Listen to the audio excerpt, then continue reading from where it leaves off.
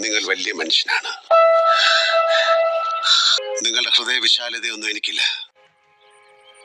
ഞാൻ വെറും ഒരു സാധാരണക്കാരനാണ്.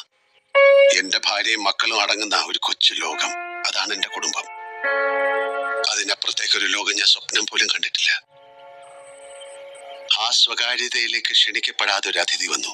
ഞങ്ങളുടെ കുടുംബം ശിഥിലമാക്കാൻ കെൽപ്പുള്ള ഒരു അതിഥി. ഞങ്ങളുടെ യാചനകളൊന്നും അവൻ ചെവിക്കൊണ്ടില്ല. എന്ത് ചെയ്യണമെന്നറിയാതെ നിന്ന വെപ്രാളത്തിൽ പറ്റിയ ചെറിയൊരു കയ്യബദ്ധം. ഇനി ഒരിക്കലും തിരിച്ചു വരില്ല എന്ന ഉറപ്പോടെ എന്നേക്കുമായി ആ അതിഥിയെ ഞങ്ങൾ മടക്കി അയച്ചു.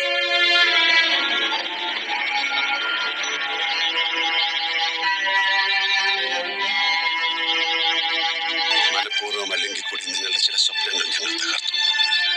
കാലിൽ വീണ് മാപ്പ് ചോദിക്കണമെന്ന് ഞങ്ങളും ആഗ്രഹിച്ചിരുന്നു. മനസ്സിലത് 100 ആവർത്തി ചെയ്തു കഴിഞ്ഞു. അല്ലാതെ ഞങ്ങളെ കൊണ്ടാവില്ലല്ലോ. എല്ലാവർക്കും എന്ന പോലെ എനിക്കും എന്റെ കുടുംബം വലുതാണ്. അത് തകരാതിരിക്കാൻ ഞാൻ എന്തും ചെയ്യും. അവിടെ എന്റെ മുന്നിൽ ശരികൾ മാത്രമേ ഉള്ളൂ.